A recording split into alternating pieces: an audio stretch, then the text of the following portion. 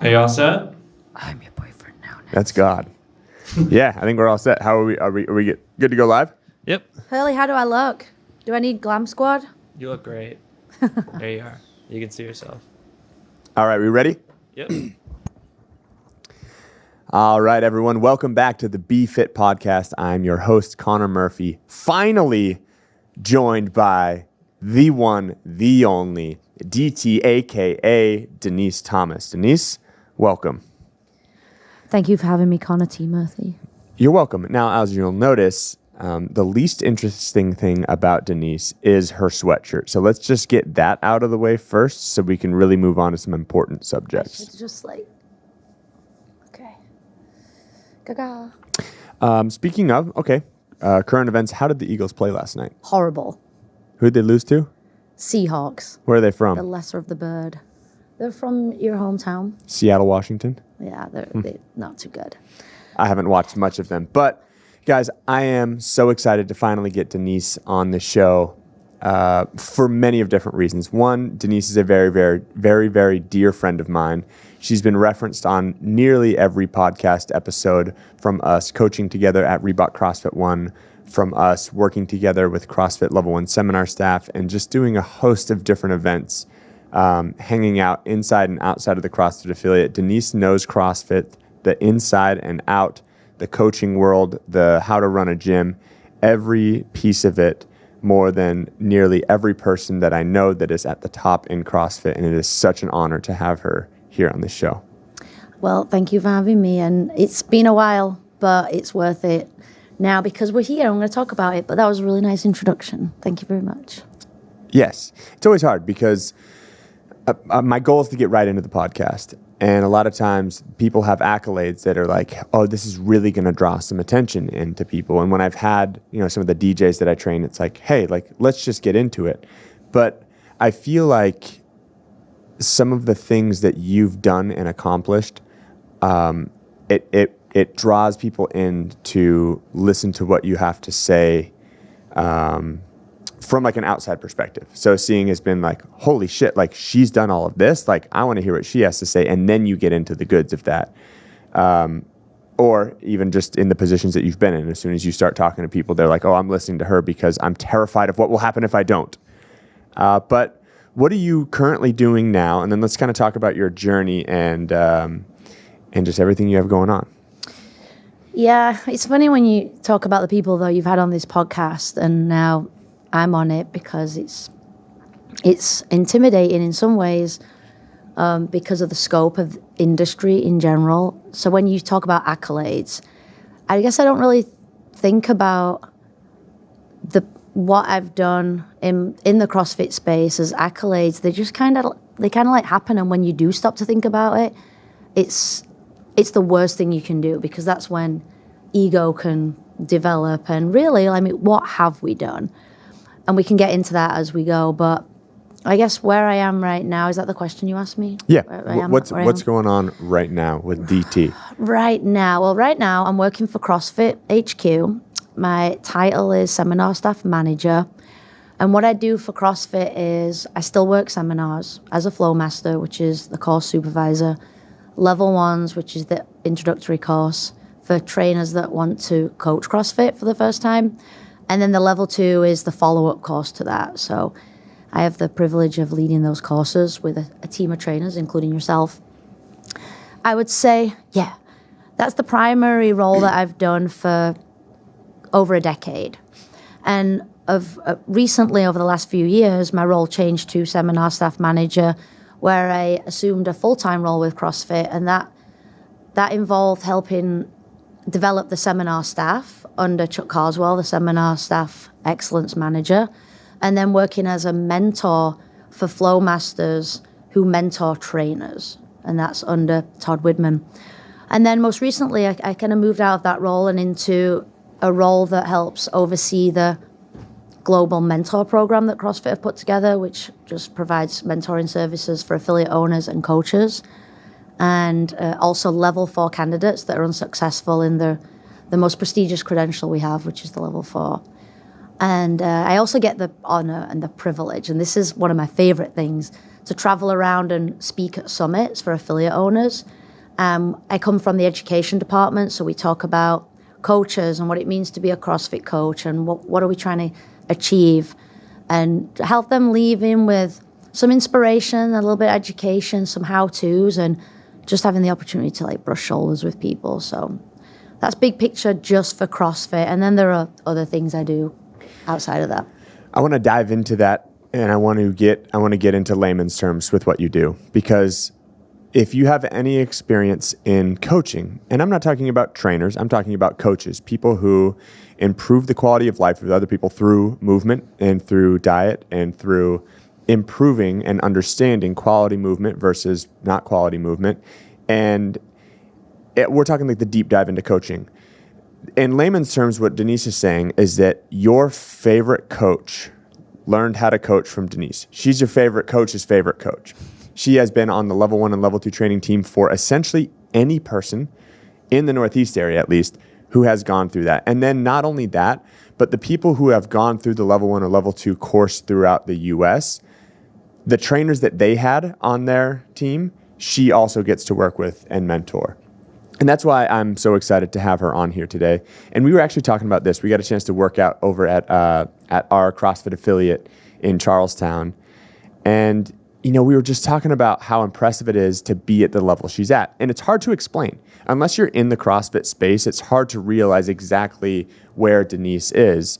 However, all it takes is for you to go to or attend one class, whether it be a seminar or it be just a regular CrossFit class that she is coaching, because you understand the amount of detail that goes into planning, that actually goes into coaching. She is the gold standard for coaching, but she's done that from an area that hasn't had this perfect setup background. You know, we talk about it being, oh, she's the best like female trainer, or she's a women's empowerment, and we talk about this stuff, and it's like, well, she's the best trainer and she's the best at empowering, like all of those things. But coming from a background is why it's like, I'm just so excited to have you on here to talk about your process and talk about how you've gained the confidence that you have to get to where you are. So that's kind of where I want to start off. And I think the beginning, where I want to start is you had finished college, you got your master's in exercise science, mm-hmm. and then your introduction into the training world and how you got to where you are from here. So where were you? Because there's a lot of people who have degrees and they don't know where they want to go. They're in any aspect of fitness, but they're like, where do you start? Yeah, I guess I'll take it back a step. Should I look right here? You can look wherever you want. You can look out. You can say hi to everyone who's walking by. You can look into the cameras. Fly. I'll take it back a step before the master's degree. And what I did before CrossFit was I played football. It's like soccer, if you're an American. But I played football my whole life. And I ended up achieving international experience with the Irish national team. And I had several wonderful years doing that on the main stage, and it was just everything to me. If you went back to England right now and you said Denise Thomas, people that knew me would be like, oh, the football player. So that was all I knew from age 6 to 28, and that's 2008. That's when I found CrossFit. But I went to college in the US on a soccer scholarship, Central Connecticut State, Blue Devil Pride, and I did 4 years there. And after that, I was ready to go home. I'm like, I miss home. I want to go home. I've had enough. But I had the opportunity to do my master's degree at Long Island University in Brooklyn, where I got my exercise science degree. And during that time, I had an internship in Midtown Manhattan at a sports performance facility. And it was there where I was first introduced to CrossFit. So it was early 2008. A guy came in, I've told this story a bunch of times, but there was a guy that would come in, he was a contractor, he would rent out space and train his personal clients. And I was an employee there.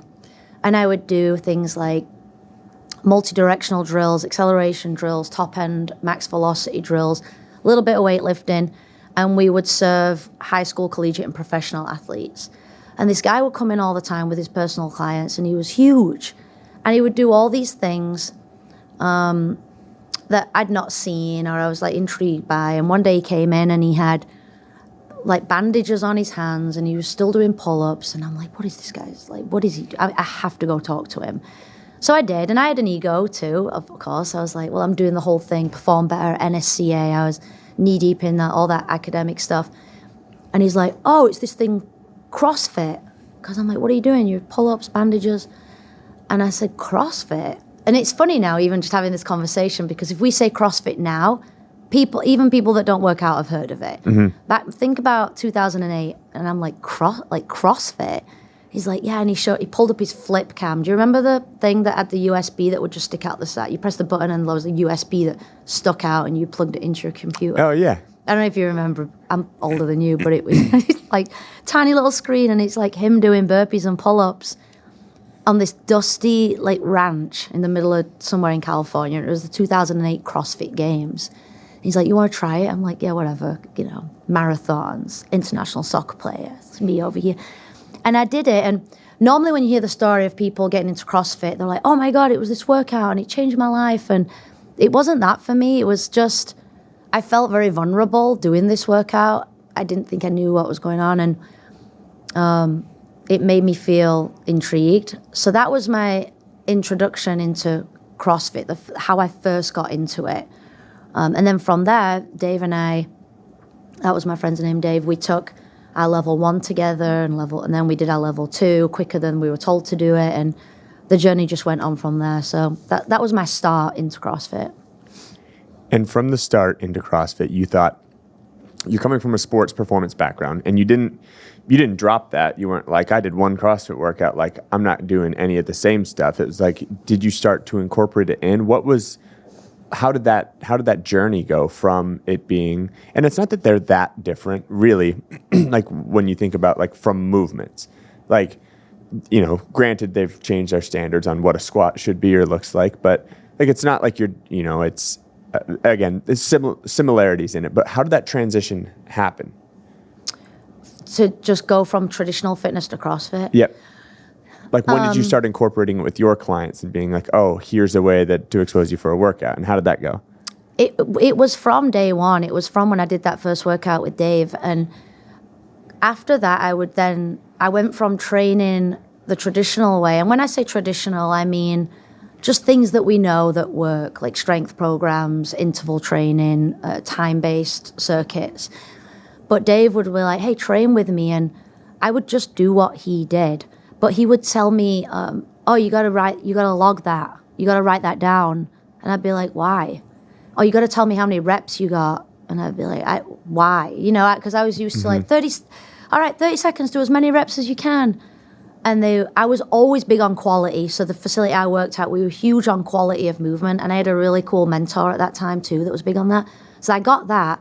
But this whole like shining the light and emphasis on measurable work and how it held you accountable, that was so intriguing to me. So I would just train with him all the time. And then eventually I got into doing a competition that was a huge event in the CrossFit space, but I just thought I could show up and do it, and I got professional smashed. Athlete and marathoner, so why wouldn't you be able to? You know, why not? But I'm like, oh, they have standards. Like, there's actually a start and a finish to this movement where they tell me whether it was good or not good. And that didn't exist before to me. There was no like movement standard. There was quality like knee over toe, but there was no like range of motion standard. So that was a huge shift for me when I was comparing the two. And you competed in what was known as sectionals, right, at the time, or was that regionals? No, the first CrossFit competition I ever signed up for, because I was like, Dave, I signed up for this competition. And I show up and it's the 2009 regional, which means the top 5 men and women go to the games. Mm-hmm. I finished second to last and caught it. I tell this story a lot, but I have never in my whole life been as sore as I was on day 2. And they expected me to go and do another workout. So it was like a miserable experience, but the most exhilarating and refreshing and enlightening experience. And I was just like, I am horrible at this and I want more. And so then I did sign up the next year for the sectional, which I got second. second place. Second to last to second place. Second. There may have only been 50 people CrossFitting at that time in the world, but nonetheless. So I got second, and then I went to the regional, which was the stage before the games, and I got smashed. I couldn't. The weights got heavier, and the skills got more complex, and there were like men and women out there that were just like had been doing this thing for a long time, and I was in awe. Honestly, it was cool. I think that's what drew me to it. Was like cool, you know. What drew you to? So that's like the competition side of it, but then from the coaching side, was it the measurable stuff that, or after seeing that there was range of motion standards that they actually could make movements objective about what you wanted? Is that what drew you in, or what drew you into the coaching side of it? Well, the coaching. So my journey into coaching was through the seminar staff, like getting onto level 1 seminar staff, and it was interesting because I was at a place where you asked me if I started to incorporate CrossFit training into what I was doing traditionally, and I did, and that didn't sit too well with the owner of that establishment at that time for whatever reason. I can't speak for that person, but we would do, like I told you, high school, professional, and collegiate athletes, but we'd also have adult boot camp. So I would like throw CrossFit things into the boot camp, and the guy that owned the gym would stand like this, and I just tried to like not make it look so obvious that it was CrossFit, but it was.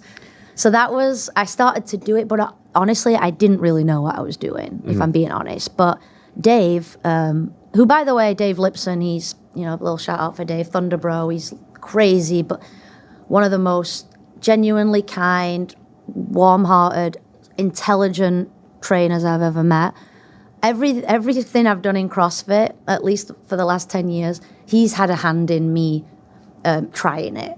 So Dave was like, hey, try this CrossFit thing. And Dave was like, you know what, you should really intern for seminar staff. And I'm like, what, seminar staff? What is that?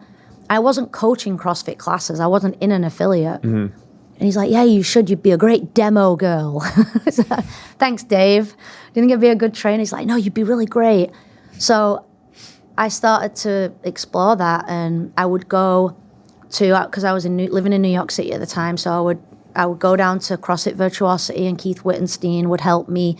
I would go to Connecticut, Rob Orlando would help, and I just tried to surround myself with as much CrossFit as I could to prepare me for this internship. And the people that she's referencing with Keith Wittenstein was a coach, longtime coach, OG in the CrossFit community down in the New York area. And then Rob Orlando, again, OG coach, but actually a person who was drawn from the strongman side of things into CrossFit, kind of with the 2008 CrossFit Games, right? It was kind of like, hey, he's a strongman, but let's bring you in here to see what you can do in this realm of, you know, measurable, observable, repeatable fitness. And so Rob kind of actually still runs like kind of the strongman stuff with CrossFit, but owns a gym down in Connecticut. Yeah, Rob's fantastic. He was really a pioneer in the early stages of CrossFit and still is now. So I would just try and get touch points with all these people to prepare me for this like interview, for lack of a better term. And when I showed up for my first internship, well, actually, I'll take it back to the level 1. The level 1 was the first time I felt like I'd really been like coached, truly. And I have a whole story and experience I could share, but I'll just expedite it. It was like, wow, this is coaching. Like, I'm in this circle with these 9 other people, and every time they call a rep, I feel like I'm going to get called on, even when they're not looking at me. And I'm like, I thought I knew how to coach a squat. I've learned things in this last 30 minutes that I didn't even know existed in the squat. And maybe that was me, my education leading up to it, I don't know. But at that point, I was like, wow. And honestly, Connor, it wasn't like you go to the CrossFit Level 1 seminar, which is your introductory to CrossFit, and we have these amazing lectures and we have all these things. But for me, it was this, wow, these people that are wearing these shirts, these red shirts, they are amazing. They're cool. Like, I just wanted to be friends with them. And by the way, they made me work harder than I've ever worked before with a basic bodyweight air squat. So then when I showed up for my internship and I saw like behind the scenes, I was like, wow, I am ill prepared for this. But you have a series of internships when you do the candidate process for the seminar staff, and it was brutal. Like that, it was brutal. It was one of the hardest things I've ever done, but one of the best things I ever could have done for my professional career. And Denise is referencing, and we've referenced it before on here, the CrossFit Level 1 and Level 2 seminar training team. Those are the people who are administering the courses. Denise has worked her way up to a flow master or course administrator for these courses. And I will agree with you in saying that I tried more to get on that team than I had to, or it was more difficult. I had to have more practice, more studying, and is a higher attrition rate than anything else I've done in my career, which is saying something in that a low level area. But you go to the course and you see the trainers. I felt the same way. I was like, wow, these people are awesome. I want to be around them. I want to hang out with them. I want to train with them. I asked after, I thought I was a perfect mover and just got picked apart, had to work so hard. And then I had the audacity to ask one of the trainers, like, hey, how do I get into that red shirt position? I love CrossFit. And instead of telling me the answer that they should have, being like, hey, why don't you try to fix your overhead squat there, playa? It was like, so they're like, we had similar feelings. Be involved with the community, be a part, volunteer, continue to do CrossFit, preach it, tell it to your friends, do it the right way, do what we're telling you here at this seminar. And when the time comes that you have the proper qualifications, throw in a resume. And then when I got the internship process and you see more, or actually started working with you in Austin and MDV and Joe Maisley and everyone else on the seminar training team, I was like, oh, that's why they're so awesome. Because not just from each person on there, but from every administrator and every person in charge of them, demand excellence. Excellence is the minimum standard that you are capable of. If you perform under excellence, you will no longer be a part of the team. It is not something where it's like, hey, you did a really good job. You hit your timelines. You said all the content, all of this was in it. Like, nice work. That's what is expected from you. And when you have misses, it's not, hey, you're an idiot. It is, hey, here's where you messed up. Here's how you can get better. Get better next time. How you can take and understand feedback. The whole process, it is intense. And that's how trainers like Denise are made. I mean, there's like each person has their own, fire and how bright that's going to shine. But the process in itself and the trainers are what inspired me similarly. Yeah, and you're 100% on the nose with the excellence piece for sure. And I think we do hold ourselves to a very high standard. And it can come, I can only imagine that, I'm in it, so it's hard for me to know, but I can only imagine that there's some kind of elitism associated with the red shirt. We say red shirt because we wear shirts that are red, so that's a seminar staff instructor. But it's not that. It's just that we demand a level that is almost unfathomable because we don't know if we'll ever get there, but we never stop trying. And that's on the technical side. So what you're speaking to so far is your ability to teach well, and teaching means taking the information you know and breaking it down so that it makes sense to the people in front of you. And if you think about the spectrum of athlete you get in a class, and we say athlete, that means anyone that joins a CrossFit gym, you've got your beginner to your advanced, okay? And you as She pointed at me when she said advanced, no, just to let everyone know. It's more like, I can do, if it's hip extensions, it's... Yeah, I'm very elite, I'm elite.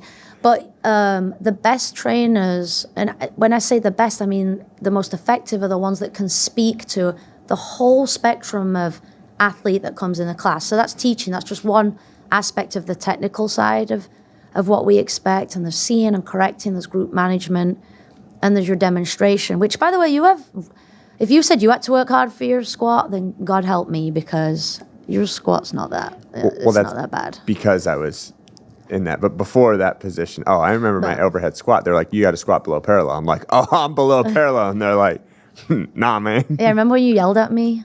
I've yelled at you a few times. Get lower. I'm lower. Anyway, I digress. No, we'll go into that at some point in time. We've got a lot of stories. We have a dysfunctional, loving relationship. But you speak very highly of this technical side, and that is such a big piece. But I don't know. The whole intangibles and the like, just be a good damn human is really hard to do, or really hard to find, as well as chasing this excellence, this technical aspect. And I think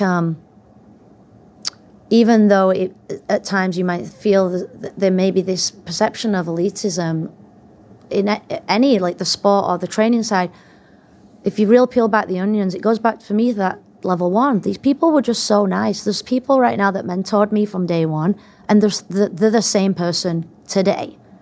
And they have all the accolades and all the qualifications and all the experience to be a giant hole if they wanted to be. You can swear if you want. Asshole. Ty swore on here one time.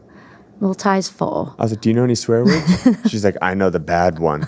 We were like, oh. She's like, holy shit. That's 2. It's 2 words. But the point is I think there's a whole presence and attitude piece to being any trainer, not just a CrossFit trainer, but any trainer that is massively understated.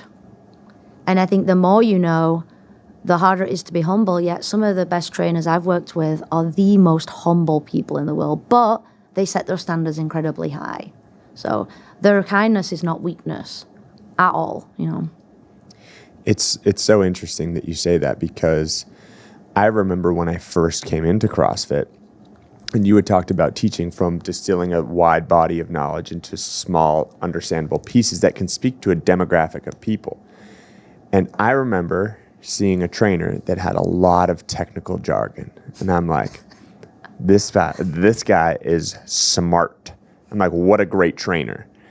But if you were to ask me, I'd be like, okay, well, what'd you improve? I'd be like, I don't know, but everything is externally rotated on me right now. And engaged. Yeah, and we're engaged. And my supraspinatus wasn't properly activated. So, and it's like, why don't you point to that on your body? And what's funny is that now when you take the step back, and now that I've had the opportunity to work with trainers like Denise and with these people who have the degrees, who have all of like the knowledge and education on it, and they're telling people really, really simple things that's making really, really big changes in their movement, that you could skip all of the technical jargon. And if from the outside in, you're like, oh, they're just saying this stuff. They say 2-word cues and then people do stuff, but they didn't say anything technical. It's like, oh, they have that ability. That's in there. Go ask them after a class. Go tell them to break. Go ask Dennis Marshall to break something down for you. Dennis Marshall being another one of the seminar staff trainers. Him and his wife, Hunter Jen Marshall, own a CrossFit affiliate out in Long Island. They just recently moved, right? Yeah. So is it still called Garden City? Mm-hmm. But is it in Garden City? Yes. Okay. Either way, fantastic affiliate, both fantastic trainers, but just unbelievable knowledge. But you wouldn't know it right away, because that's not his job, is to explain to you how smart he is. His job is to improve your movement and improve it to a wide demographic of people. So, but I remember being so impressed with that type of stuff. I'm like, oh yeah, really good. Like, what does it mean? I don't know. Did anyone do anything better when they said that? No, but it sounded smart. Yeah, it's like smoke and mirrors. I think the goal of a mentor or a coach or a trainer, whatever you want to call it, is to provide the tools to somebody so they can take those tools and they don't need you anymore. And this is not in line with business models, right? A lot of business models are, let's keep making them think they need us. Mm-hmm. Let's hold back. Let's use words that blow their mind. And that's why I'll probably never be that super rich, because I'm not interested in that, to be quite honest.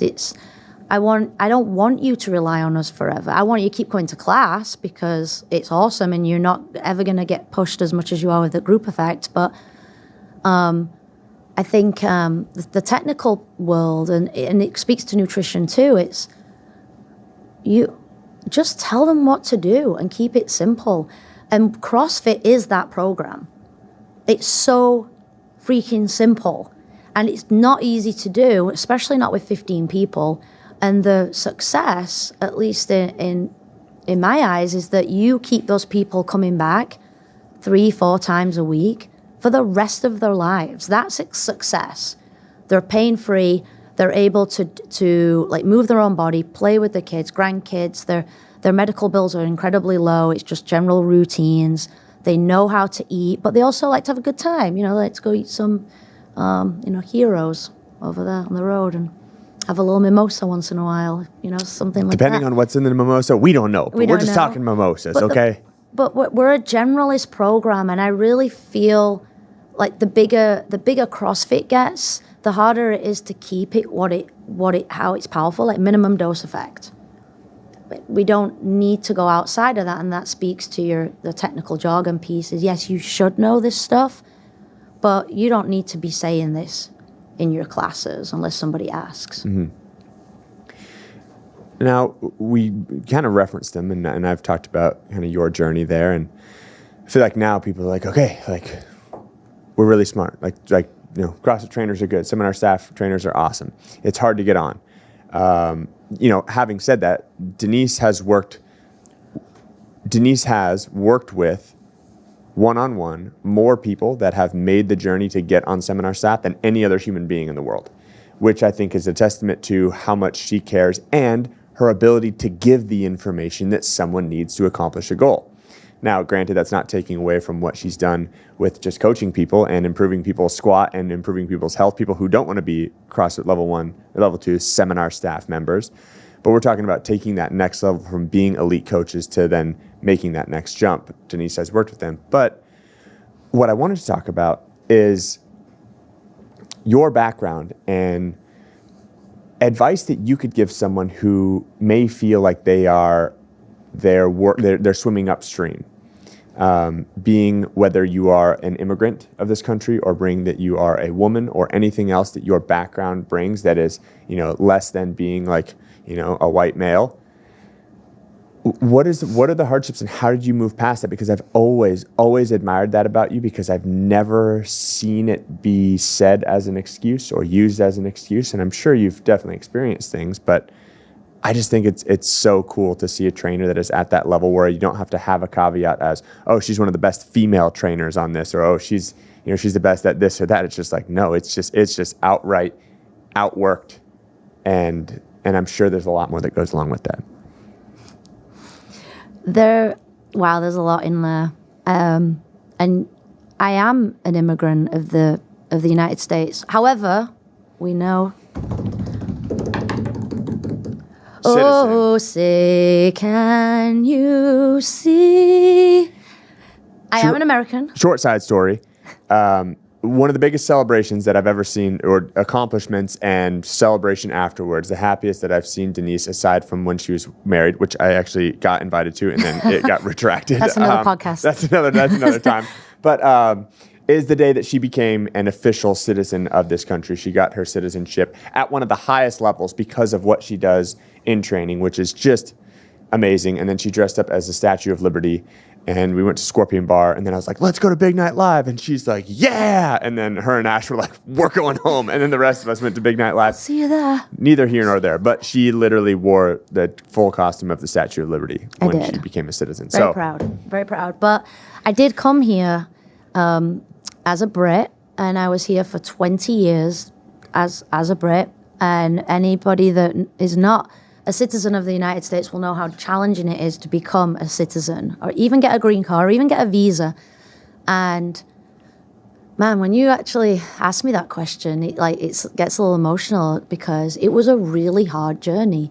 Like I worked my ass off, and there were times where I didn't know if I was gonna get let go from a job, not because I wasn't doing my job. I was actually doing it really well, but maybe I just didn't get along with the owner. And at any moment in time, I mean, imagine a situation where you go to work and if you get fired, you have to leave the country. Not terrifying at all, right? But it was, and that's when we go back to actually doing the seminar staff thing. That was like a beacon of light for me too. It was like, I got to go for this. And I went through all kinds of visas. From the first one was an F1, I think it was a student visa. I went H1B, which is a specialized visa for professional athletes. And then I got the O1, which was extraordinary ability, which was bonkers. Normally, like you'll get if you're a doctor or a surgeon or a movie star or some kind of high profile person. And it was funny though, because I would go to immigration as H-1B and they'd be like, why are you here? What is your business? How long are you here for? Who sent you? And I'd be like sweating. Like that was 4 questions. What was the first one? Are you bringing in any goods? And I'd have like a bag of chips in my bag and I'd be like, no. Like it was so terrifying. And then I got this O1 and I would show up to the immigration booth and be like, hello, Miss Thomas, welcome back. Like just the difference. It was like being in first class on a plane and being in the slums, It was, and then after that, I got married actually, and that's eventually how I got my green card and eventually citizenship. But that journey was tough, but I knew I wanted to be here, and I knew what I wanted to do had to be here, because at that time, what CrossFit wasn't that big in the UK, and not that I wouldn't have ever gone back and gone for it. I would have put my whole life into it, but I was already here, and I was already doing it. So when you say that celebration of me wearing the Statue of Liberty outfit, that was the culmination of the most amount of blood, sweat, and tears. And if having not have worked so hard in my profession, in my career, I wouldn't have got it. Like, if you're just mediocre at what you do, nobody gives you an O1 visa, And then when I started getting into CrossFit, I didn't really know what I was doing. And you have to just fake it till you make it. And you have to be okay with where you are in that moment. So man, woman, whatever it is, you just have to know that you've got to be undeniably great, and you'll deserve the right to be in any room and speak. But if you're not on that pursuit of being undeniably great and wanting to inspire people and truly believe in what you say, which is another thing, like don't say shit you don't believe in just to get the quote or get the likes. Like you better believe it, and that might come with people not liking you or having things to say. But are you in it to make friends, or are you in it to make an impact? If you get both, great, but sometimes you cannot. So when I did this thing, I never thought about it as a woman. I just thought I need to be as good as these people that I look up to, so that they cannot ever say you're a woman or you're white or you're whatever. It's just like, wow, when she talks, like I want to hear what she has to say. That's not easy, and there's no quick fix. And I think the minute you try to have a quick fix, coach a class too soon, open a gym too soon, things like that, then you're already on a back foot and it gets really hard, and then you're just reacting to things. You're not paving the way, you're just reacting to things that are coming your way, and you lose sight of everything. It's something I've always admired. And, it sounds so weird to be like, it's something that's always admired as you as a woman, like, because that's never been the case. You were the standard for me coaching at Reebok, getting on seminar staff for level 1, level 2, and really in every aspect of training. But I knew other female trainers, and this is almost a contrast is what made me respect it so much from you. I always like to say it, like I love her, but like Megan Burns, another seminar staff trainer, incredible trainer. Yep. In her earlier years on seminar staff, I think she had a block in her own head because it was like, I'm not as fit as everyone else. Now, granted, we didn't do her a lot of favors in that, being like, because it'd be like Austin, Spencer, James, myself, and Meg in a workout, and they're like, all right, it's ring muscle ups and 225 squat snatches for the everyone training for the CrossFit Games, and she'd have to scale. Which, again, there's differences in how to do it. But the whole time it was like, oh, people are going to listen to these guys because they saw all of this stuff. But there wasn't a lot, with you and Meg. I mean, it wasn't that like one of you was obnoxiously fitter than the other one. But in that scaling, it wasn't like, oh, no, I have to scale this and I'm not going to be as good. It was like, I have to scale this because these people are fitter than me. But it doesn't mean that they're different coaches. And so when situations would present themselves, like there'd be a participant who really wanted to do a heavier weight during the workout, but they shouldn't have. And, Meg would come up to me and be like, hey, this person has 95 on their bar, but they should have 75. You should tell them because I feel like he's going to give me crap. And it was just like, okay, I don't know what it's like being a woman who's had to scale workouts. But I've seen Denise as a woman who's had to scale workouts, and that person, she could just look at that person and they'd be like, oh, I'm going with the lighter weight, or I'm doing that, because there is this like confidence, or maybe it's that pursuit of excellence and belief of what you're doing and what you're saying. But I'm sure there was probably a learning curve for you as well. It's like, but you've always had that like demanding, and maybe it's a confidence thing. Maybe it's like, hey, I know what's best for you, or you're paying a lot of money for me to know what's best for you. So why don't you listen to me during this? Like, was there a learning curve of that, or was it just like, hey, this is who I see as my mentors and I want to be that? Huge learning curve. And I don't even know if I knew it at the time. Like looking back now, oh, that was a learning curve. But I now I'm older, I can look back and I'm like, I know exactly what it was. And it was being in the right environment as I was learning. So I was in an environment with, even before you came to Reebok in 2013, Dave Lipson, who was the head coach, empowered me and backed me up and prepared me. And then Austin Maliolo came. Actually, Austin and I came in at the same time. We were like lateral, and then Dave left and Austin took over. And then Austin was a pain in the ass to start with. And we know, Austin, you were a pain in the ass to start with. But as we progressed and we matured and we developed, I realized that was the best thing that could have happened to me. One time he hijacked a class I was teaching, a snatch class. I was on the box of the PVC pipe. I got off the box to go correct some people, and he jumped on the box and took over. You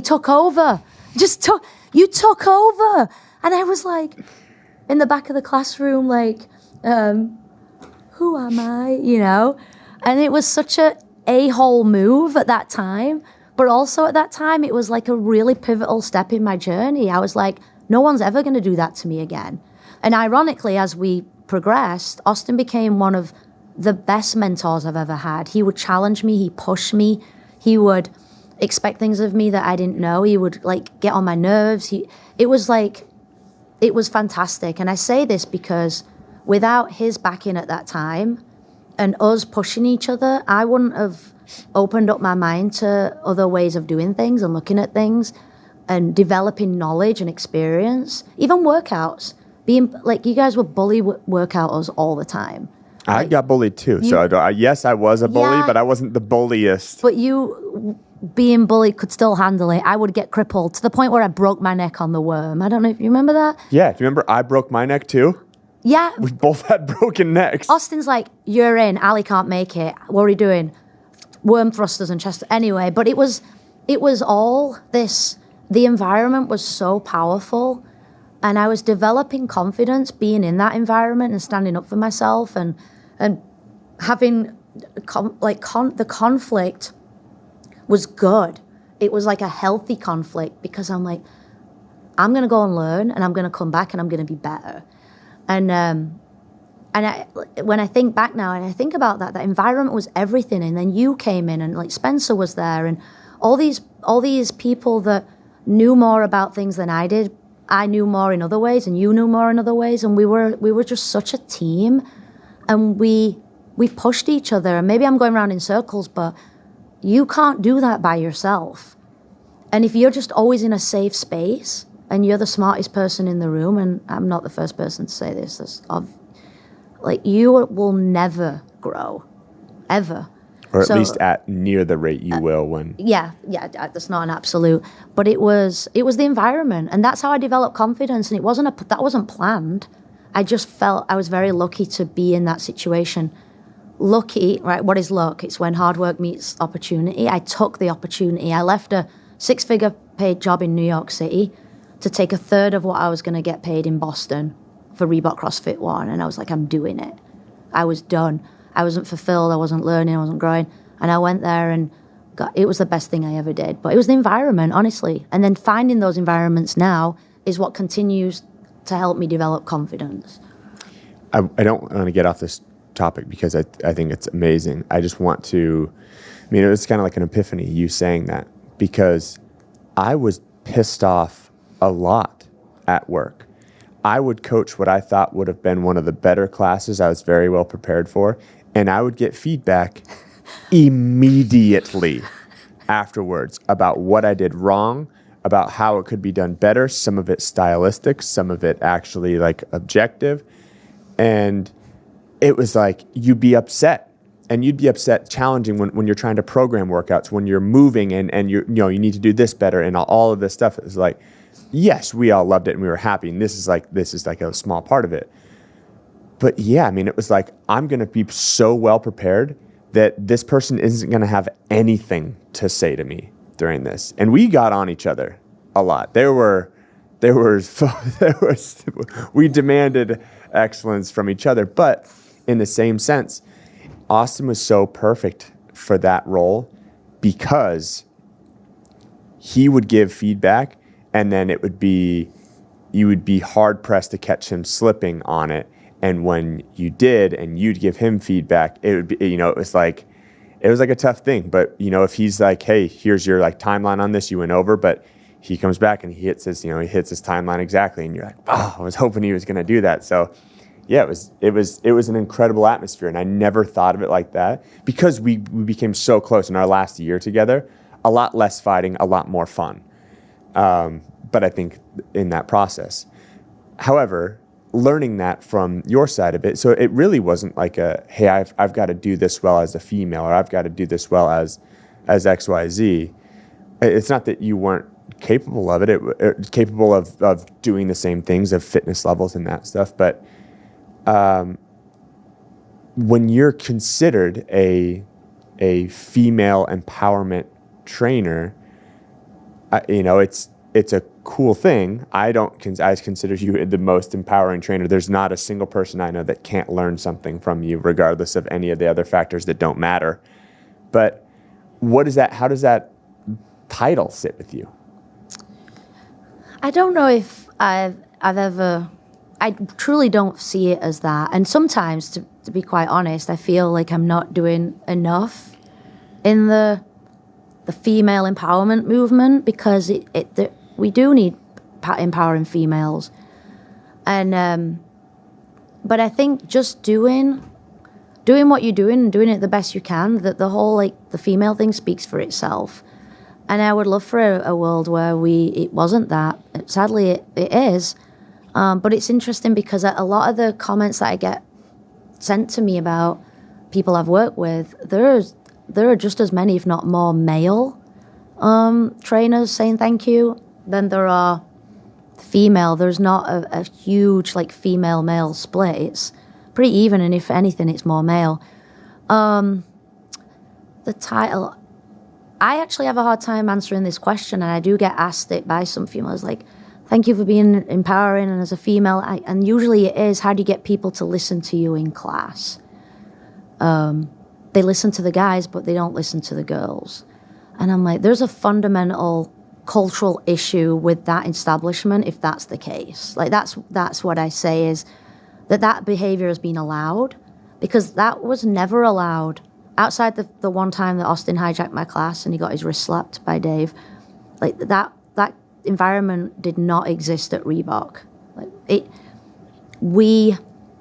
All the members knew that the coaches were to be respected and listened to. They could push back respectably, but it was never. I've never had to go through the as a female struggle. So it's really hard for me to answer it, because I don't have a distinct moment in time where I ever felt that I was struggling as a female. I just truly felt I was struggling as a trainer. That's what it just hit me when you said that, because there were times when I got my class hijacked. Was it by me? I wasn't. There's probably been times if I was been teaching something or I needed to move on, I was spending too much time on a movement, and it's like you get someone who's like, move on to the next movement, and you're like, and then you're just like, as a trainer, your confidence, you're just like, oh, I'm not doing the right thing, and now people know that someone else in this room knows more than me. But I wasn't like, oh, it's because I'm a man and Denise wants to be a woman proud of this. It was just like, no, do your job as a trainer. And I guess that's why, but again, and it's a biased piece for my part as like a white male being in a role that I didn't really have to think about that. But I guess, yeah, being in a position where I would be hard pressed to say, hey, there's a gym where they listen to male trainers, but they don't listen to female trainers. Because I'm willing to bet if you went in there to coach a class, people would be like, whoop, yep, we're focused right now. Yeah. So maybe it's a confidence thing. Maybe instead of it being a blame thing, and it could be, maybe instead of it being like, oh, they don't listen to the women, it's like, maybe they listen to the people who are confident. And those people happen to be the male trainers currently. Yeah, and I was going to say something. I think that you talked about confidence and them listening.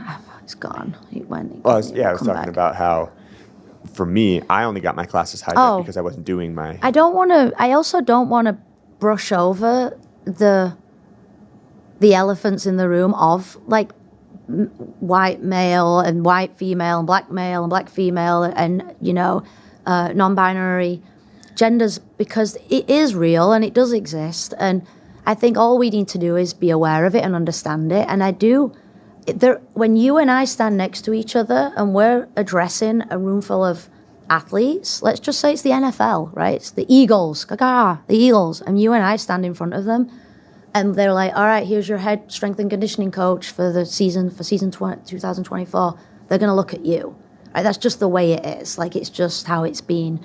And that right there, I have a choice. Like, let's say it was me. I was the head coach. You were my assistant. But they look at you, right? They think, this guy, look how fit, look how big he is, strong he is, good looking.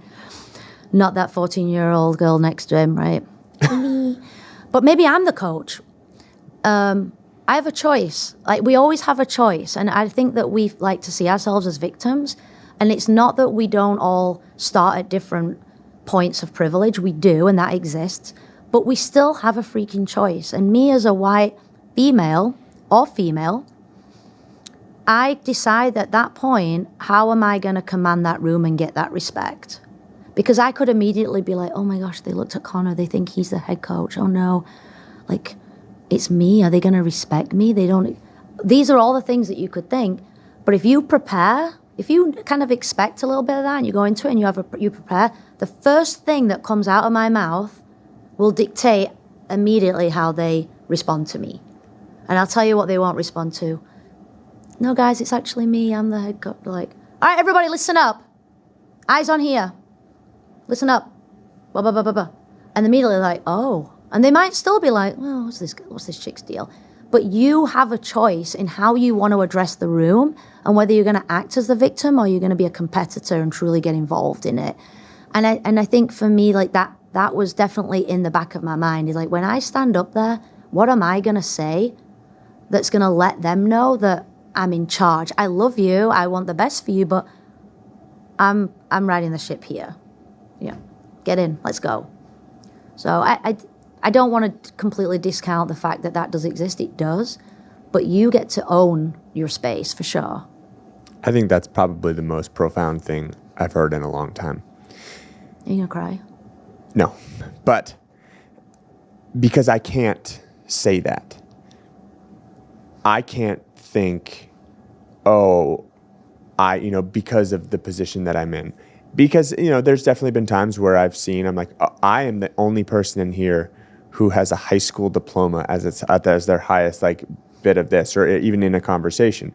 But you're right. There's times where it's like you can either own it and move forward, and I'm sure that other people's experiences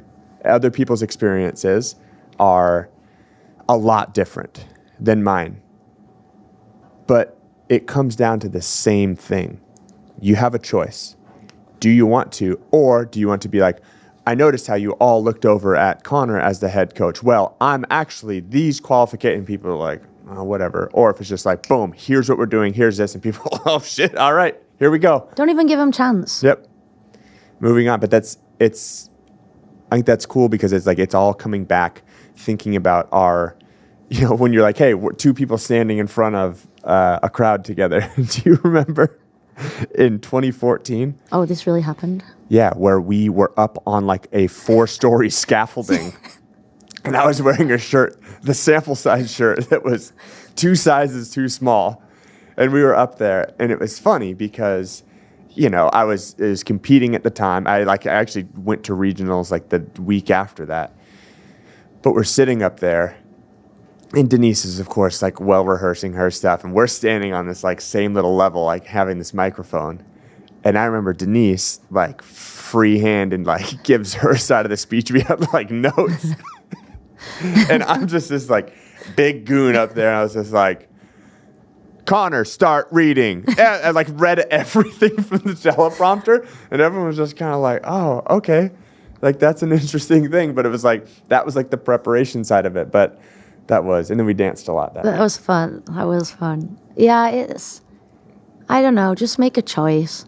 And maybe it's not for you. Like maybe it's not. Maybe you're not cut out for it. But I tell you, you have a choice. And the steps you take to get to where you want to be, they're not going to be easy. It's all the stuff, like you're on Instagram, like, you know, Google growth mindset and all the things. I'll tell you all the things. Like I listen to them all the time, every day. I wake up also feeling like a victim, but you got to make a choice. And at what point are you willing to break through that next barrier of like uncomfortableness? Because you won't always have the answers. And that doesn't mean you're still not the right person for the job. And humility is huge, but you have a choice. You do. Choices aren't easy, but you do have a choice. Succeed anyways, right? Yeah. Yeah. Yeah. It's cool. It's hard because there's definitely people out there that, especially with me speaking, that are like, you haven't experienced anything of what I've experienced. And I'm like, I know, but how cool would it be if you won anyways? How inspiring would it be if you did it anyways? Even if all this other stuff. And then you tell your story, not of pity, but of success.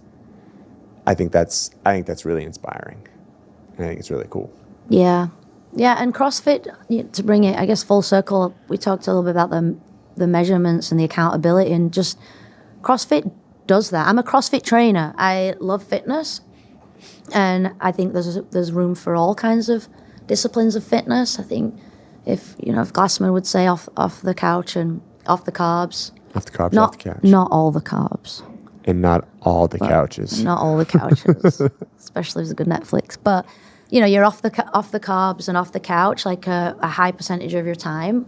You're doing something great, but I love CrossFit, and I'll die on the CrossFit hill and die on the fact how beautiful our methodology is. But if we're doing CrossFit and we're not holding ourselves accountable, there's an argument out there, are you really doing CrossFit? And I would say you are, but you're not going to get the results you get from when you go up to your trainer at the end of the class and you give them that score and you say, blah, blah, blah, blah, blah, scaled, and you say it with pride. And then you go and log it down. And then you come back the next day and you keep doing that. Because there's something to that it's a very, very special thing that we need to really embrace and protect. Because there's a world out there that's mean and it owes you nothing and it will hold you accountable. And if you're not ready for what it's going to throw at you, you'll become a victim again and you'll make these excuses. So go to a CrossFit class, show up, be scared, be vulnerable, be nervous, get your scores on the board, know where you're at, measure your progress, and then go out and have a mimosa and a beer or a soda. Like, have fun, but if you want results, you have to have some kind of baseline, okay? Or you'll always be a victim. What separates CrossFit? What's the most thing that separates CrossFit from other fitness disciplines? Well, most disciplines it's like a grenade thing. I mean, I can't speak. I could be missing some, and some might be doing this, but okay. I think that the thing that I love about CrossFit that I didn't get in other disciplines, and when I say others, I'm talking about kind of like your spin classes or your circuit trainings and things, was that when I showed up for a CrossFit class, I have a coach. Like, I actually have a coach. Like, when I played soccer, I had a coach that was responsible for taking care of that team during practice times, during games. They had a plan. They had a strategy. They had, like, a timeline. They had a schedule. And that's what, when you show up to a CrossFit class, what we're saying to you is that you get almost one-on-one attention if you get a good trainer in a room full of people for 60 minutes, day to day, who will hold you accountable. They'll check in with you, the intangibles, presence and attitude, like how's your life, how are you happy? But they'll also hold you accountable and coach you in the class. If you have something that is out of your reach, they'll ask you to modify it. If you're not moving quick enough and they know that you're being lazy, they'll push you. If you're not moving quick enough, but they know that you just had a newborn baby and you got 1 hour of sleep, they're going to be like, just keep doing you. Like they're like a chameleon. They can change to whatever they have in front of them, day to day to day. A coach does that.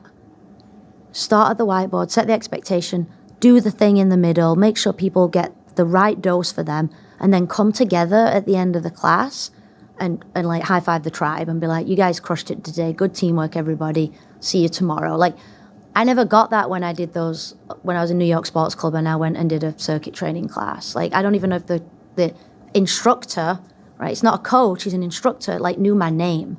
So you have to decide, do you want a coach or do you want an instructor? Do you want that attention or do you not? Because that ultimately decides whether CrossFit's for you. Mm-hmm. It's not about your ability, your size, your shape, your economic status, and any of those things. They'll make that work. But do you want a coach? So again, I don't know if that exists in some other fitness disciplines that I'm not aware of. But for me, my experience in other versus CrossFit, that's it. Yeah. And I've seen, I would say that that's kind of like a good blanket that covers most of them. But, there are classes like we've talked about, like with Marguerite, she does there's a gym, My Stride, and they have like treadmills and dumbbells. And then she also teaches at Rev'd, which is indoor cycling. And I've been to her classes before.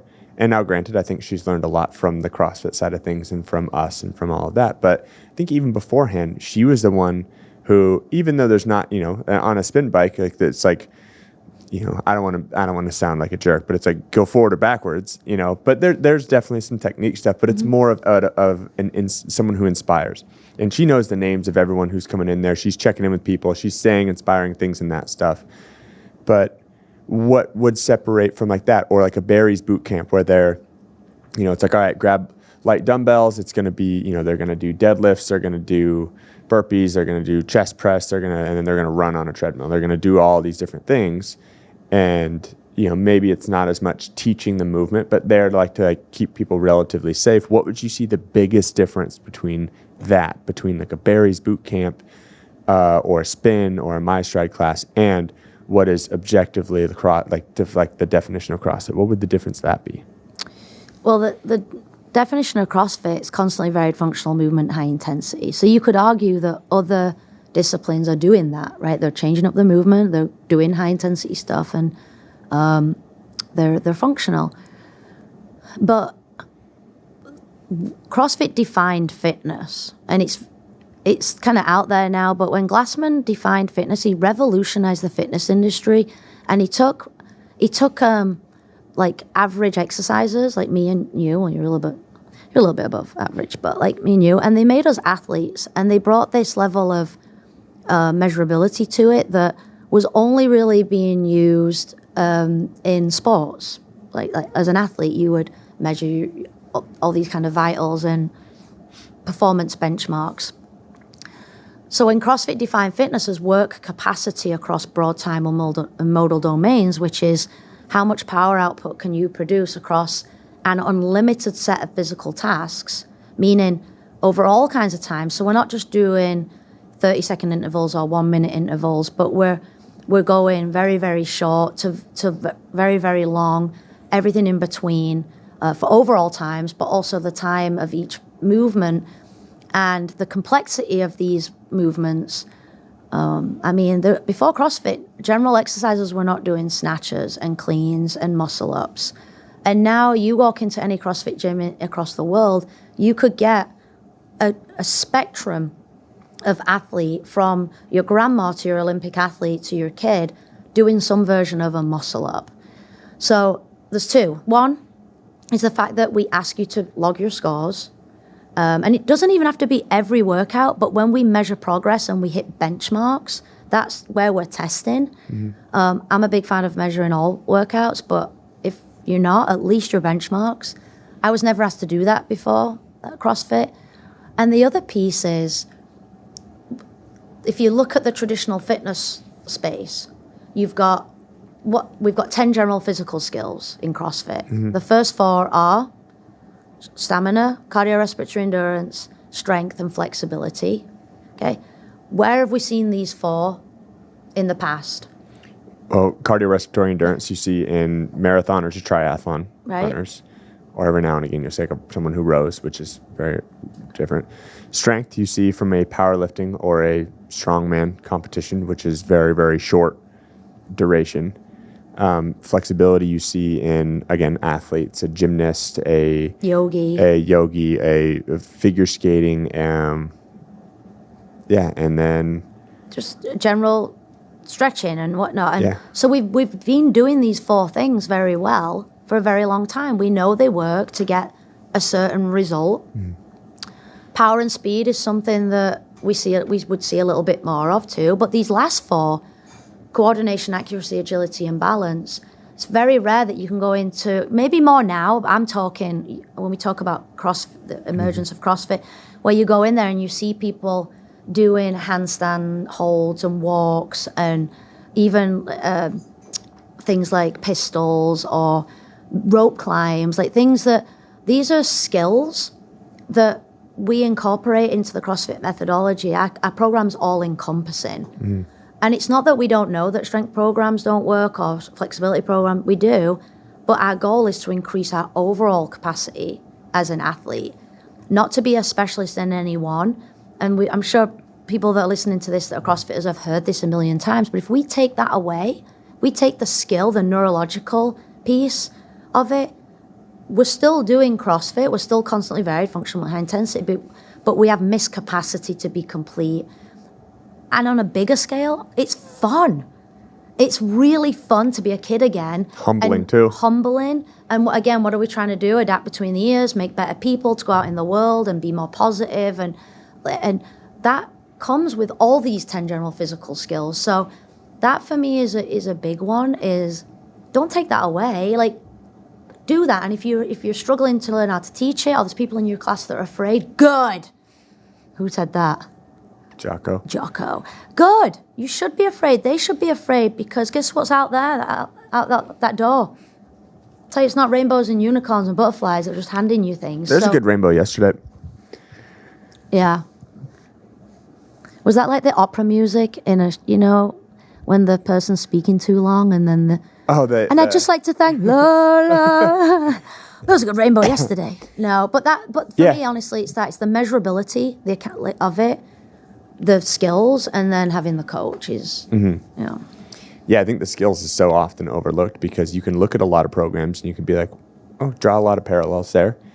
But, you're not seeing things, and you'll see them in programs. When you reference it, like yoga has that. There's a lot of like balance components, but there's not like a big strength component. And that's why I see when people that are, do a lot of yoga, they're like, oh, I'm really working on this move. And you're like, oh man, I could do that one all day. However, I can't do a lot of the stuff I can't do a lot of the specialty stuff you're doing. But how many people that are top tier yoga instructors can't do 5 strict pull-ups, or 1 for that matter? It just takes me back to when I was playing soccer for Central Connecticut State University, Blue Devil Pride. Fitness. And you're asking me what I like about CrossFit, and I'm just telling you what I like about it. I want people to know that I am not discounting other fitness disciplines at all. However, I do believe that CrossFit is the best overall fitness program in the world, by our definition. I do believe that. It's hard to argue. It really is hard to argue, because you are getting everything. You get everything you need. But I was in college, and I was a really good runner. So I would win all the strength, speed endurance, and endurance tests. I wasn't the fastest sprinter, but we didn't often just do sprints in that way. So I was always like the best runner. I'd win the beat tests. People would always say, "You're so fit." And I'd be like, yeah, I'm so fit. I'm so fit. You're right. I am fit, aren't I? I am fit. And I felt fit. Like, and I thought, I'm fit. And then we go into the weight room. And I was, no lie, like the weakest squatter by far. And I would even probably say upper body. I was one of the weaker ones. But at not one point did anyone come up to me and say, you're not fit. Like, they didn't even consider that strength was fitness. It was a piece of fitness. Yeah, it was just like, who's the fittest person on your team? They'd say Denise. But yet there was somebody in there that could squat 3 times what I could squat, but they weren't the fittest. And when we talk about fitness and we understand the definition, when we're going by our standards, our program will provide that. And that was mind-blowing to me. It was like, wow, I left so much like fitness on the table in soccer that I could have been so much better had I have had this general physical prepared program in my repertoire. It would have changed the game for me completely. So I love CrossFit because we define fitness. We're very measurable. We're grounded in science. It's not this flimsy like, oh, we think. No, we know. We've been proving it for years. Yeah. And every year at the CrossFit Games, we prove that we produce the fittest individuals on the planet. And every year we say, if you think that you're fit enough to contend against the top CrossFit athletes for the title of fittest human on the planet, then come. But do your training and take our test. Because that's what we're trying to prove, right? Is that your training would do this. And then we'll come and do your test and we'll just see where we fall. But you're a specialist. And so it's just a really, it was revolutionary. I agree. And I think I would go as far as saying it's impossible to defend that CrossFit isn't the most all-encompassing fitness program from our definition of fitness, which should be adopted as the definition of fitness. And anyone who knows enough about CrossFit, regardless of the discipline, regardless if it's Mark Bell and powerlifting or if it's, Mitch Hooper and strongman or Rob Orlando and strongman or, whoever in like all of it, like you look at it, you're like, yeah, understandable. And I think still the people who are like the naysayers in it either don't understand it, but now the criticism is much different, right? It's not like, oh, CrossFitters aren't the fittest people on earth. Now everyone's like, well, all those guys, everyone there is on steroids. That's the only way they could be that fit. They're like, oh no, they've been doing this methodology all the way through. But, Frazier really helped that, being able to like snatch more as a CrossFitter than when he was performing as a professional Olympic lifter. But that's neither here nor there. Now, I posted that you were going to be in here, and I'm going to see if anyone responded and asked any questions. I said, any questions you got for DT? Oh.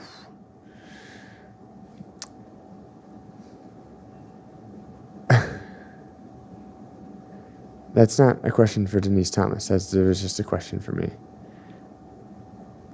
Hold on. We're going to post this. I'd like to know her thoughts on Nicolas Cage. That's got to be Kevin O'Connell. No, the next one is Kevin. This is not Kevin O'Connell? No, fast answers. I'd like to know your thoughts on Nicolas Cage. Mind-blowingly amazing. From Sydney Brook. On every level. Why do you use a fake British accent? Because he gets me more places than an American one. That's Kevin O'Connell. Do you miss the 10 a.m. Thundercats, CrossFit Marshfield? We miss you. Oh my gosh. I love the 10 a.m. Thundercats. And quick story on that. Remember Tucked In Rob? Yeah. So we had a class one day and we were like, all right, we're all going to tuck our shirts in. And everyone tucked their shirts in, like up to the, if you had a sports bra, up to your bra line. If not, maybe a nipple line, and pull them up. And the workout was, I think it started with a 400-meter run. Remember, we're like, 3, 2, 1, go. It was just pulled up and they're running. So I tell this story to the 10 a.m. Thundercats. And I was like, all right, guys, because I think it was Thursday. And it can't have been a Tuesday, maybe whatever. Anyway, one of the members, I won't blow you up on national podcast community thing, but he pulled his shorts up so high, and I took the picture, like I like to take the pictures at the end, and I posted it, and I was so oblivious, I had no idea And everyone was like giggling and laughing and commenting. And I guess like he pulled them up so high that there was a clear bulge, if you will. bulge. I want to say, though, he took that picture and put it on one of his dating apps. I could be wrong. I could be completely lying. But if they're still on the thing, and I love you, and I'm sorry. But that was funny. I don't think he's sorry. I think he's happy about that. I think he got a lot of swipes. Yeah. Yeah. Another question. Favorite Reebok One moment? Well, there's so many, but one of my favorites, actually a lot of them were with you, to be fair. I've got one that was terrifying and one that was fun. And the fun one was with you when we made the Coliseum full of Dolomir mats. Oh, yeah. So we had these huge gymnastic Dolomir mats and we made them into a big circle. And the game was, like, there was some people in it and in the middle and then other people on the outside. Split the team in half. So Yeah. you split a group in half. So if you had 20 people, you split them 10 and 10. And the Dolomir mat height is just, I want to say it's about 6 feet. Higher than me, for sure. Yeah. Not taller than me, but higher than where my eyes are going to see. So you have a circle, 10 split, 10 in, 10 on the outside. And then what do you have them do? And then we would play the music and it would go for a certain amount of time, like maybe a song, I don't know. And the game was that when we stopped the music, however many balls or objects were outside or inside was the loser, right? So if Connor's in the Coliseum and I'm out and there were like 20 objects outside and one inside, he wins. But the objects were really anything we could find and we would just launch them in. Medicine balls. Like all Softballs, which it started with, like soft like dodgeballs. all kinds of stuff. Lacrosse balls, lacrosse sticks. Yeah, and we had this huge stereo system. We were like really lucky at Reebok where we got stuff. And Connor plugged in this app called the Ham Horn. So it'd go like... It's like the Caribbean horn. And I remember Austin, he was coming up and he was showing some like important people around. And Like Reebok executives being like, oh, and we have the most exquisite, training space. Just ham horn going, speakers blaring. We were very People childish. just jump throwing balls into the center. If you want to get adults to act like children, reintroduce PE games. 100% of the time they will. Even the people that they're like, this isn't going to be fun. Oh yeah, it's going to be fun, and they're going to get into it. yeah, there were so many. The terrifying one was, I like to play a game called, like, I don't know if I called it this, but it wasn't Pirate Rules, but it was like, did I call it Peter Pan or something? Anyway, the game is you run around the gym. The floor is lava.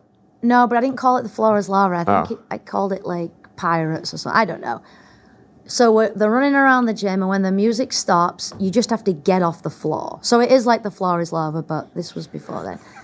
And so I'm like, we're playing the music, and then I'm like, boop, and I press pause, and it just so happened that probably we had a big class, like maybe 25 people. Like most of the class were at this one side of the room where the cargo net was. We had a cargo net hanging down, and like 15 people jumped on this cargo net. And I for sure thought people were going to die and it was going to just collapse, and it didn't. And I was like, get off the net! Everyone off the net! And people were getting stuck. That was terrifying. Didn't you guys break someone's leg on the cargo net? No, someone got their foot caught in it and they were just like, Dangling. like this. And I was like, I got you. But honestly, I think some of my favorite times was when I just got to coach with you guys. We'd have like a big class and we would like tag team, like Connor, you're in, and then like I'd be in, or Austin, whoever it was, and the energy and the experience, and it was just like every day was great, Taking each other's classes and being nuisances in those classes Oh yeah. was so fun. But I do miss the Thundercats. Mwah. Love you guys. I'm going to go back to the questions. Matt Schweitzer said, it is strange to podcast. Is it strange to podcast with your shirt on, Connor? Pop the top. He has his shorts off, so just to balance it out. Yeah. Completely nude from the waist down. Plus, we're at the TD Garden, so there's people walking by right now that are looking in here. It wouldn't be good attention. So you guys don't see this, but there's a window here, and it's literally the entryway to the North Station at TD Garden. These people don't know who we are, but they think we're important because of where we are. And if you see us waving, that's why. So I'm just pretending that I'm way more important than I am. Hi. Yeah. Oh, yeah, good to see you. A couple other moments that are maybe just good stories that I've had with Denise is at the annual, or, they'll never happen again, what used to be the annual Trainers Summit is where all of the CrossFit trainers in the world were invited for a week. And it wasn't a weekend because we would work seminars on the weekend. So it was usually like a fly-in on Sunday, like a Monday, Tuesday, fly out on Wednesday, or like a Tuesday, Wednesday, fly out on Thursday, whatever. It was like a 2-day, and it was an intensive course. There were speakers that were brought in. There were professionals and masters of their craft on all sorts of things, from speech, from studying, from any of those, motivation. And we'd work with each other and we'd coach each other. So now you're talking about how to chase excellence is getting feedback from your peers. Now imagine your peers also being of that top tier trainer. However, we're not here to talk about that side of it. What we're talking about is there was always like a gathering at the end, and it was so good to catch up with all these like-minded people. It was fun, and then there was always like a little dance-off or dance party with some of the people who could dance. And Denise and I, our significant others at the time, were very aware of our situations. We were like, hey, we're going to do, or no, it started off because someone was like, Connor, I want you to do like a Magic Mike dance. Connor's a really good dancer. That needs to be prefaced. I am not. If it's the first time you've seen me dance, I'm a really good dancer. If it's the second time, you're like, well, he's just kind of doing the same moves. It's Still really good. all he's got. Still good. Anyways, long story short, so I was like, the only person appropriate in this that I can use is Denise. And so we did it, and it was fun. We did the whole like shirt off Magic Mike thing. So the next year, we're like, all right, we're gonna prep for this. So I'd watched Magic Mike 2, gotten some of the moves, and one of the moves, he grabs the girl, flips her upside down, dances, and then it's kind of like a dual hug, does a cartwheel onto a chair so I would be in a headstand and Denise would be sitting in the chair. Do a little dance and then do a front handspring off of that. And so we had to practice this a little bit. And there's not a whole lot of time to practice this move. So we just get to the after party and we're like, all right, we got to practice this move. So it was like I would pick her up, flip her up, and then like to do the cartwheel into the chair. And so we're practicing it, and we're like laughing as we're practicing it because it's ridiculous. So we're in this like little back room, and there was like a catering thing because it was like dinner and everything was going on, and like the music was already playing. So we're in this like little back room practicing this move. And so I have Denise flipped upside down, like her butt is here, her legs are past here, and I'm like talking to her as if, like what I'm gonna do next. And one of the servers opens the door and looks in there, and I'm literally holding Denise in a handstand upside down, and they're like, "Oh, I'm so sorry, sir." And I'm like, "No, it's not what it looks like. It's not what it looks like." I think I was sat on the chair. Yeah, so if you were right side up, this is you, this is your head, I would flip you up like this. Oh, that's right. And then I would cartwheel onto a chair so that you were sitting upright and that I was at a headstand in the chair. If you guys watch Magic Mike 2, you'll get it, okay? Well, Connor and I, next time I go work out at his gym, we'll reenact it for you and we'll put it up. Yeah, we do that. We'll TikTok live it. Yeah, we'll get 0 likes. But, we talked about it too, about it being like this relationship of Denise and I. And maybe I didn't always see it as chasing excellence or as more so demanding excellence in this. And that is, it was that we held each other accountable. But there were times when I was like, I don't think I like Denise. There are times, and it's not like I don't like how Denise is behaving right now. It was times where I was like, I don't like her.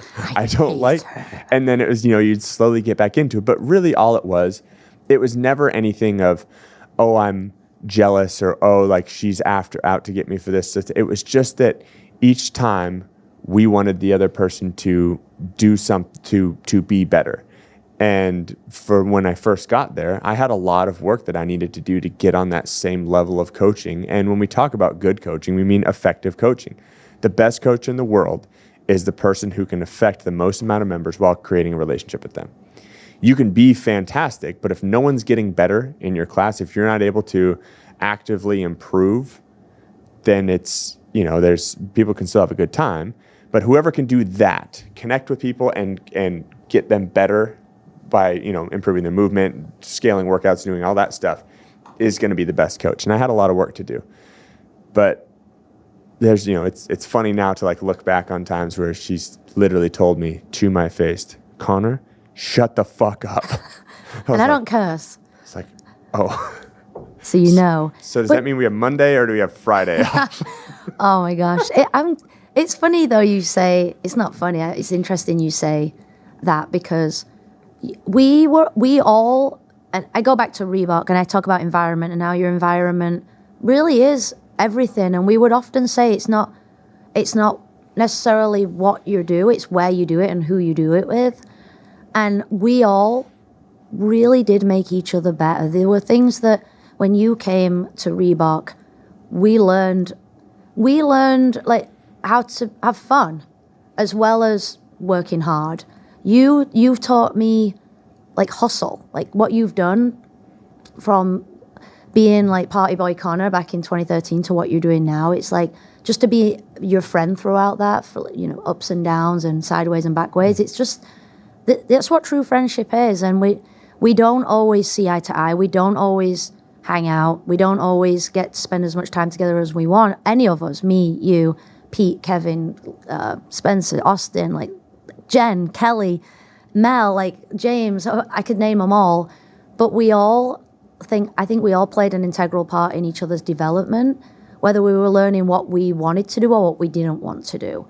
So, we said earlier, I don't know if we'll ever be able to recreate that environment again. And I just feel so lucky to have been a part of it. And the maturing over the years is often look back and you're like, man, was I like that? I'm so embarrassed of how I was back then, but I wouldn't change it, Yeah, we wouldn't be where we are. I think about even like Erica Snyder, like. Oh, Erica, I'm sorry. Schneider. Her and I mean, I liked her, but she didn't have a handful of words to say to me for our entire time coaching there. And I think it was because the way that I came in, it was like our styles, our contrast was so different. But the amount of things that I learned from her without giving her necessarily credit, without maybe not even knowing it, and the way that she could connect and listen to people, the way that she was just such a good listener for that like 2:00 ladies class that adored her, who I still probably stay in touch with more people from that class than any other. And, it is that there's differences, but the one thing that we had in common is that we were all, maybe not always open to feedback, but we were all open to getting better. So it was like through that you had to listen, get feedback, and you had to beg, borrow, and steal from other people that knew what they were doing or were more confident in certain areas. And I guess if there's something that's like not like, hey, these guys are just living their halcyon days or reliving them, but it's like if you can find someone. I was talking about this at dinner last night with my friend Dan. And he's like, I look at my members and I'm like, that's the life I want. I'm going to do what they're doing. Or you look at the people around you and you're like, they're going to help elevate me. But when you find yourself looking around, you're like, everyone is looking for me for advice. It's not like you have to be like, hey, fuck you peons. Like I'm moving on. But it's like find people that push you to be better. And if you're getting uncomfortable in some of your friendships in that, it's probably a good thing. Maybe you're not forced to be together. Maybe you're not forced to have to work together on a daily basis. But it's like that's how we became like this like family, and we pushed each other to, the continuance of excellence. I don't want to be like, hey, excellence, like check the box. But I've yet to see another gym that operated like we did. Yeah, and I apologize for anyone that is like, is this just Denise and Connor talking about old times? But it is. Yeah. So if this is the only way we can get to talk, we will. But I am huge on the environment, and that if you cannot change what's in front of you, then you need to change. Like, stop, don't complain about it, but you need to change. And that change might not be comfortable. And we keep talking about this comfort versus discomfort, but it's that you can't get what you you can't ask for something if you don't know what you want. You know, and it's like, hey, I want to be in this place. Well, what's it going to take to get there? And is that what you want? Because if you're not sure, then your steps getting there are going to be flimsy. And for me, being at Reebok it always felt right. It was always part of the puzzle. And now I'm in a space where I'm exploring that again, and it's really exciting. So it's coming here, seeing you, and having this conversation is like, you know, it's firing me up. You know, it's fun because you think back to those days, and you know there are some people that have no idea what we're talking about. But I promise there's going to be people listening to this that were living it. That the people they know, the Tommy P's, the Tal Shorts, the Emily Shorts, so like all of these people that were there with us, and it's like not one of those people is like, that was okay. You know, it was always this. You know, it's always like we had something really special. And it is cool, and there is growth, and there's, you know, the circumstances that brings us away from it, and things that change. But I'm just so grateful to have. I wouldn't be, I mean, as you know, and I always give you credit for this, but looking up to you as a mentor and what you did for me directly with the seminar staff stuff, whereas like, you know, Austin was like, "You're representing us. Your ability to do this stuff," and I'm like, okay, I know that I can't fuck up, but tell me how to not fuck up. The pressure is on. I get it. Like, I feel it. everyone else has made it. Yeah, everyone else. We have not had a single person come through here. So, and I'm like, okay, don't do this stuff, which reminds me of my second to last internship. With Chuck. Yeah. Oh, that was a good one. Or I just happened to be invited to Kariana and Bill's wedding. Never met Bill before, who now, like, I'm just so grateful for. Amazing human. Yeah. But you get in there and do the intern thing. You made it. Hey. And now what? Once a quarter? If we're lucky? Once a quarter, baby. Hey, I've done well over 100 seminars, though, so. They're always fun. We worked a seminar together at CrossFit Southie, a midweek that I didn't know was a midweek until about 2 weeks before. Until before the notification for the next day. I was like, oh. But it is great, and it's amazing because of the people that you work with. Sure, the content is great. Sure, it's going to change your life, but that's not what makes the experiences great. I could go in and coach, you know, a room full of people that didn't want to be there, CrossFit, and change their lives, but it wouldn't be as good as coaching with people who cared, were passionate, empathetic, fun. It's amazing. I'm just grateful to be there, and a huge piece of that is you. Thank you. I appreciate you. Now, if people want to get a hold of you, they're like, okay, this is Denise Thomas. Like, I want to learn more about her. How can they find you? What are your socials? What's your phone number? What's your social security number? 09 now. If you want to get hold of me, you can email me at my CrossFit email, denise.thomas@crossfit.com. You can see me on Instagram, denthomas7. And I also... That's DENTHOMAS, the number 7. Thank you. Sometimes it's hard with your accent. We have the monopoly. And also, if you want to get a little bit more help on coaching, you can go to the Coach Development Program Instagram too, which is Coach Development Prog, because it's too long to have the whole thing. And if you're a coach out there and you're interested in just looking at what other people are doing in terms of lesson plans, you can go to DT Lesson Plans. That's an Instagram account too, and I just go on there and post lesson plans that I write for my classes and hope that other people enjoy them. But yeah, email me and then we can get on a call. I love talking to coaches that really want to get better and they want to talk about how they do that. So I don't give that out lightly. I truly mean it. So hit me up. Quite the efficacy rate of people that want to work with Denise and their improvement in coaching. And I will say that as a person who has seen it with 1,000 other people and then from myself. So if she's giving that out, I would suggest doing it. Or maybe if you don't want to get better, just stay in your ways. I'm sure that'll work out great for you. And if you want to find us at Big Night Fitness on Instagram, www.bignightfitness.com. We'll have our podcast there. We have our classes. We have our retreat, which you can't book anymore, but we're going to Mexico for a fitness retreat with Sarah Mangelson, and it's going to be fantastic. If you want to reach out to me and send me hate mail, you can do that to my Instagram account at Connor T. Murphy, CONORTMURPHY. More than anything, I appreciate you guys listening in. I know a lot of these, Denise has some incredible insight, and just I was really happy to get to tap into that. There's a whole lot more where that came from, but I know a lot of these this turned into just a conversation between her and I. But I hope that you have friendships and relationships where you can kind of count on and have those type of people that you can learn with, you can grow with, you can get mad at. You can curse out and then hug the next day. So just very, very grateful. Thank you, Denise, for coming on the show. And we'll see you next time we see you. Go Birds.